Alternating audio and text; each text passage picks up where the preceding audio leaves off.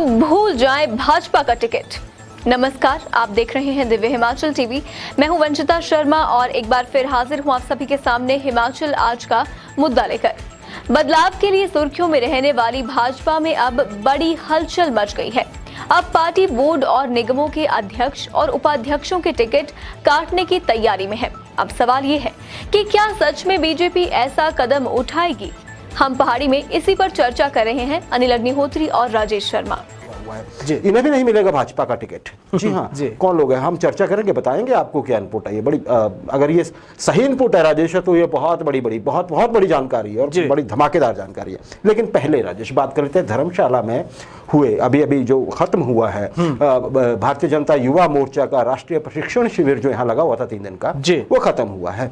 क्या जानकारी क्या है? अच्छा, बिल्कुल, देखिए भाजयुमो का ये 3 दिवसीय राष्ट्रीय जो प्रशिक्षण शिविर था, आज इसका समापन हो गया और भाजपा के राष्ट्रीय महामंत्री BL संतोष खास तौर पे नई दिल्ली से इसके समापन समारोह में शिरकत करने के लिए पहुंचे थे। तो उनके साथ भारतीय जनता युवा मोर्चा के राष्ट्रीय अध्यक्ष जो रहे वो मौजूद इसमें रहे। 3 दिन तक ये शिविर चला अग्निहोत्री जी, और देश भर के भाजयुमो के 139 पदाधिकारियों ने इस शिविर में शिरकत कर, आप देखिए कि चुनावी हिमाचल प्रदेश के नजरिए से देख लेते हैं तो चुनावी साल है, बड़ी महत्वपूर्ण गतिविधियां सरकार के नजरिए से इस शिविर के दौरान इन पदाधिकारियों को वो तरीके, वो टिप्स दिए गए, आगे किस तरह की चुनौतियों से ये पदाधिकारी जूझ सकते हैं, वो उनको वहां से निकलने के रास्ते भी इस प्रशिक्षण शिविर या अभ्यास वर्ग में इनको बताए गए। राजेश, कौन कौन सी प्रमुख हस्तियां थी जिन्होंने, जैसे आपने कुछ का तो जिक्र किया भी, समित पात्रा भी आए थे, कह रहे हैं बिल्कुल, और तेजस्वी सूर्या भी। कुछ बड़ा आया निकल के राजेश अभी तक सामने कि कोई जैसे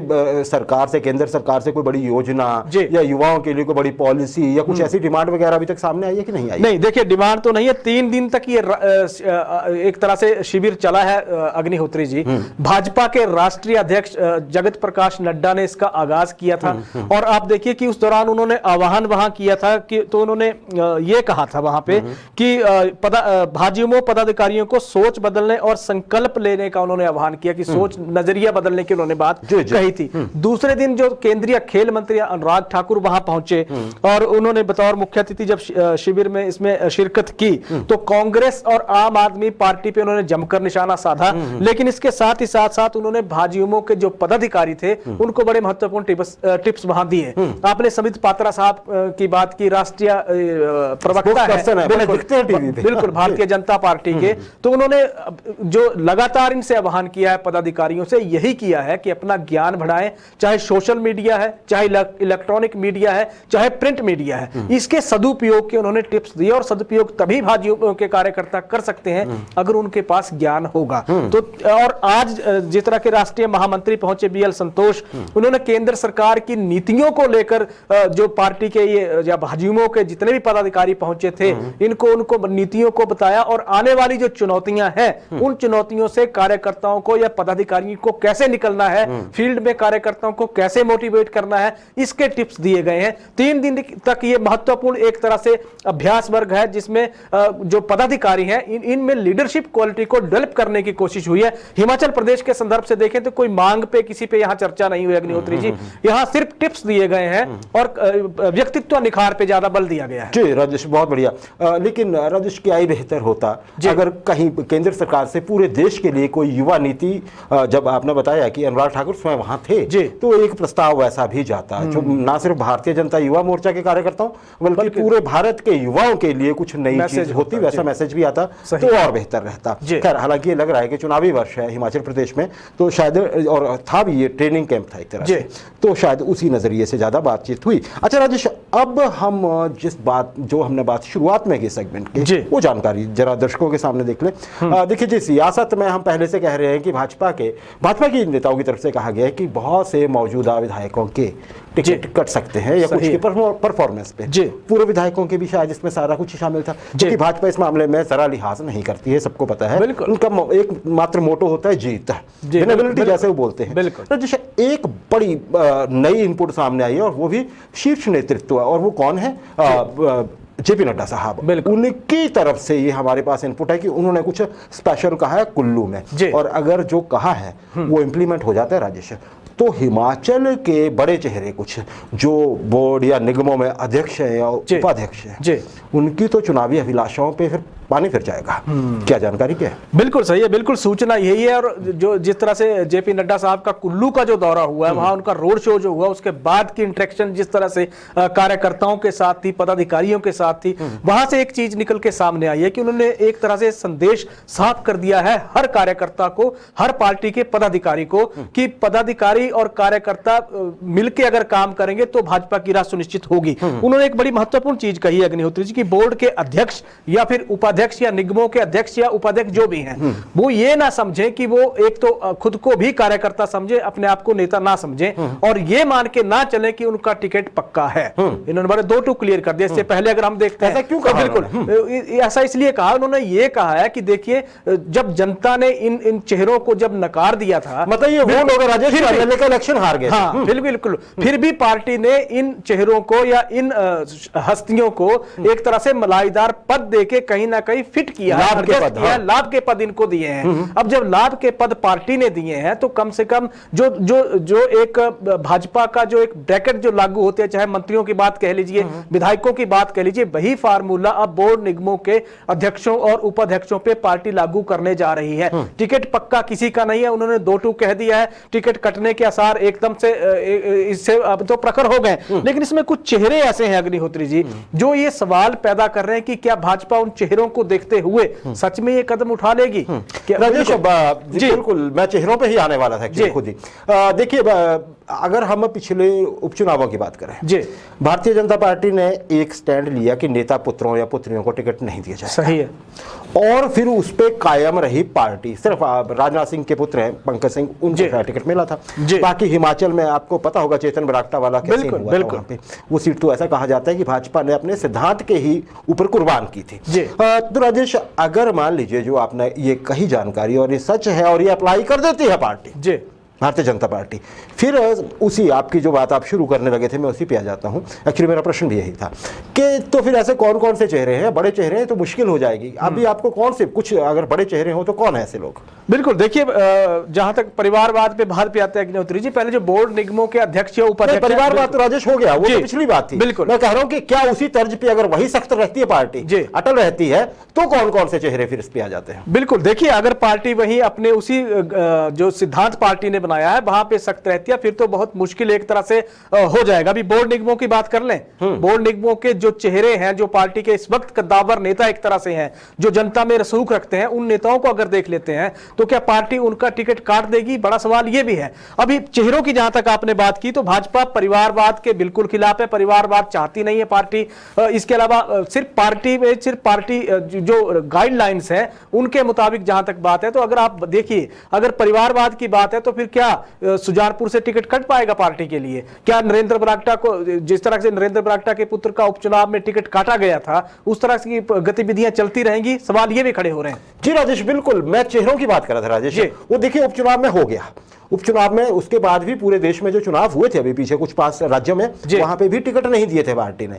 मेरा आपसे प्रश्न ये है कि उसी तरह से अगर ये जैसे जानकारी सामने आई है कि बोर्ड निगमों के अध्यक्ष उपाध्यक्षों को टिकट शायद ना दिया जाए, तो जिस तरह से अटल उस फैसले पे रहे थे नेता पुत्रों और पुत्रियों के विषय में, अगर इस मर्तबा भी रहते हैं तो हिमाचल का क्या सिनेरियो होगा? कौन कौन से बड़े चेहरे सामने आ सकते हैं जो प्रभावित हो सकते हैं? जी देखिए, प्रभावित होने वाले में अभी आप देखिए कि जैसे भाजपा के बड़े चेहरे हैं जो इस वक्त जो है बोर्ड निगमों के अध्यक्ष और उपाध्यक्ष हैं, जो चुनाव हार के जिनको लाभ के पद जयराम सरकार में मिले हुए हैं। सतपाल सिंह सत्ती पूर्व प्रदेशाध्यक्ष रहे हैं पार्टी के, वो इसमें शामिल है। प्रोफेसर राम कुमार की आप बात कर लीजिए, वो इसमें शामिल है। नैना देवी के पूर्व विधायक रणधीर शर्मा इसमें शामिल है। शिलाई के पूर्व विधायक बलदेव तोमर इसमें है।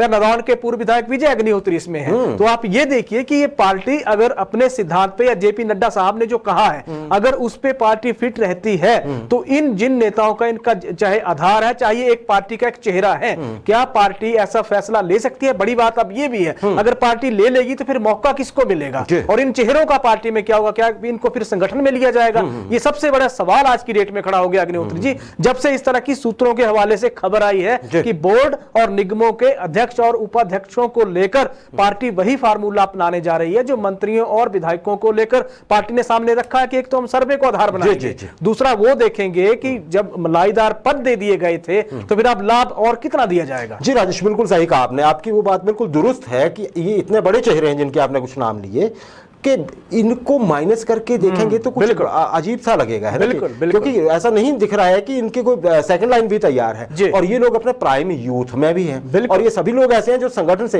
अखिल भारतीय विद्यार्थी परिषद से होते हुए आए हैं। सही है ना जी। तो अब देखेंगे कि क्या ऐसा संभव है, क्योंकि अगर मान लीजिए कल को ऐसा ही होता है, रूल बनता है, तो फिर अगली बार भाजपा की जब भी सरकार बनेगी तो देखना ये होगा कि कौन चाहेगा कि उसको बोर्ड अध्यक्ष में या बोर्ड में निगम में फिट कर दिया जाए। फिर सब मना करेंगे किसी और को कर दीजिए, हमें तो इलेक्शन लड़ना है। यही है ना राजेश, क्योंकि एक तरह से तो राजनीतिक रास्ता ही रुक जाएगा किसी की प्रगति का। जी राजेश, बहुत बढ़िया आपने बताया। अच्छा, कांग्रेस की जरा बात कर लेते हैं, क्या खबर है पुलिस भर्ती घोटाले पर? अगर हम देखें तो सरकार की खूब खबर ले रही है हिमाचल कांग्रेस आजकल, क्या कहेंगे? बिल्कुल सही है। देखिए, पुलिस भर्ती घोटाले की जहां तक बात है कि कांग्रेस का जो उदयपुर में चिंतन शिविर चला है अग्निहोत्री जी, वहां तक पुलिस भर्ती जो घोटाला है पहुंच गया है और प्रदेश के जो पार्टी प्रभारी है राजीव शुक्ला, उन्होंने ये मसला केंद्रीय आलाकमान के पास रख दिया है कि और रणनीति भी अपनी वहां डिस्कस कर दी है इस मसले को लेकर। उन्होंने ये कहा है कि हिमाचल प्रदेश कांग्रेस इन जो विधानसभा के चुनाव आज पास आ रहे हैं, इन चुनावों में इस मुद्दे को, जो भ्रष्टाचार का बहुत बड़ा मुद्दा हिमाचल प्रदेश में सामने आया है, इस मुद्दे को एक तरह से बहुत बड़ा हथियार बनाने जा रही है कांग्रेस। प्रचार होगा, घर घर सरकार की नीति का प्रचार होगा, सरकार के जिस तरह की ये सरकार की छत्र छाया में जैसा कांग्रेस कह रही है ये भ्रष्टाचार हुआ है, बहुत बड़ा घोटाला है, युवाओं के भविष्य के साथ बहुत बड़ा घोटाला हुआ है। राजीव शुक्ला ने एक आलाकमान को बता दिया है कांग्रेस अब इस मुद्दे पे हिमाचल में, क्योंकि अभी नेता उदयपुर में है, वहां से जब लौट के कांग्रेस आएगी तो बहुत बड़े अधिवेशन प्रदेश में भी करने जा रही है, समारोह जगह जगह कांग्रेस के होंगे, तो आने वाले दिनों में घर घर अब ये मुद्दा पुलिस भर्ती घोटाले का गूंजने वाला है। पुलिस भर्ती का मुद्दा गूंजने वाला है। राजेश, आपने बिल्कुल सही कहा। देखिए, अगर इस तरह से देखें हम तो जयराम ठाकुर साहब का जो कार्यकाल था लगभग वो पूरे का पूरा ही बेदा कह सकते, बिल्कुल, लेकिन कुछ लोगों ने उसको टॉर्पीडो करने की अब प्रयास किया है। देखिए, अब ये सरकार की भी जिम्मेदारी बन जाती है कि जो दोषी हैं इस घोटाले के तुरंत सामने लाया जाए, ताकि ये बताया जा सके कि सरकार का किसी भी तरह से समर्थन नहीं था इन लोगों को, है ना, और फिर जो भी इसके दोषी हैं उनको सजा मिले जैसे भी है। अदरवाइज कांग्रेस, आपने बिल्कुल सही कहा राजेश। अच्छा राजेश, पहले ये कहा जा रहा था कि हिमाचल के चुनावों को लेके कोई चर्चा ही नहीं हो पाई उदयपुर में, और ये भी कहा गया था प्रतिभा सिंह जैसे बाहर हैं तो कि वो अलग से चर्चा होगी, क्या आप कहेंगे? बिल्कुल सही है, बिल्कुल सही है। देखिए, हालांकि लेकिन जितने भी पार्टी के जो प्रदेश प्रभारी हैं उन्होंने वहां के मसलों को केंद्रीय आलाकमान के पास, कांग्रेस के पास रखा है। अभी जो वहां उदयपुर में जो सम्मेलन कांग्रेस का चिंतन शिविर जो है उसमें हालांकि जो जितना भी उनका संगठन जो कांग्रेस का ढांचा है, जो फेरबदल अभी उसमें करने की बात कही जा रही है, उसमें जहां भी जरूरत होगी जिसको बदलने की वहां बदलने पे चिंतन ये चल रहा है। मजबूती इसका आधार माना जा रहा है, क्योंकि 2024 की अगर हम बात कर लेते हो केंद्र के चुनाव भी निगाह तो वही बिल्कुल निगाह और निशाना कांग्रेस का वही है। राज्यों के लिए जहां तक बात है अग्निहोत्री जी, तलब अलग अलग तरह से कर दिया है, अलग अलग डेट, अलग अलग महीने की राज्यों को दे दी गई है, दिल्ली बुलाया गया है। जितने भी जो हिमाचल प्रदेश की जहां तक बात है, प्रतिभा सिंह को पार्टी ने हिमाचल के मसलों पे चिंतन करने के लिए दिल्ली बुला लिया है। अभी उदयपुर से लौट के प्रतिभा सिंह फिर बाद में दिल्ली जाएंगे, दिल्ली में प्रदेश के जितने भी मुद्दे होंगे वहां डिस्कस होंगे, अगली पार्टी की रणनीति होगी क्या रहेगी उसमें वहां डिस्कस होंगे। कुछ चेहरे जो संगठन से छूट गए हैं उन चेहरों को ओहदे देने की बात पे चर्चा भी दिल्ली में होने जा रही है, और जितने भी कमेटियां कांग्रेस की हैं उन कमेटियों को किस तरह से चलाना है, किस तरह से साधना है, कौन कौन से मुद्दे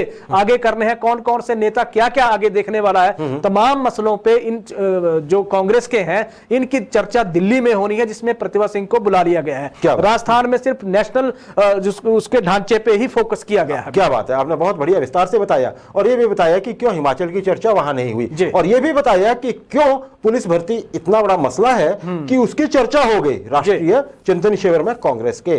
तो बहुत बढ़िया राजेश। अच्छा, एक और मेरा प्रश्न आपसे, अंतिम प्रश्न है इस सेगमेंट का।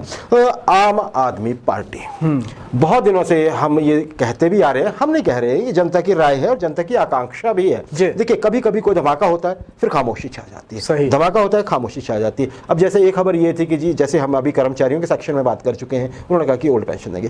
राजेश, संगठन क्यों सामने नहीं आ रहा है? क्या वजह है? किसका इंतजार हो रहा है? आम आदमी पार्टी क्या इंतजार कर रही है? बिल्कुल, देखिए, आम आदमी पार्टी तो अभी एक तरह से अपनी विस्तारवादी नीति पे चली है कि अभी जितने ज्यादा कार्यकर्ता पार्टी के साथ जुड़ जाएंगे, फिर पार्टी के पास एक ऑप्शन हो जाएगी, फिर संगठन पार्टी बनाएगी। इस तरह की अभी आम आदमी पार्टी की रणनीति पे काम चल रहा है। अभी ये देखिए कि आम आदमी पार्टी जिस तरह का पंजाब में उन्होंने एक माहौल खड़ा कर दिया, पंजाब के लोगों या दिल्ली की सरकार की जहां तक बात है, आम आदमी पार्टी सोशल मीडिया के जरिए हिमाचल प्रदेश में प्रचार में भी जुट गई है, प्रसार में भी जुट गई है। जहां पंजाब की जो सरकार ने अभी जो 2 महीने में फैसले लिए हैं, उन फैसलों का प्रचार हो रहा है। और दिल्ली की सरकार वर्सेस हिमाचल की सरकार में क्या डिफरेंस है, वहां की सरकार ने बिल्कुल वहां कौन से काम किए हैं और हिमाचल की सरकार कौन से काम नहीं कर पाई है, इसकी चर्चा आम आदमी पार्टी कर रही है।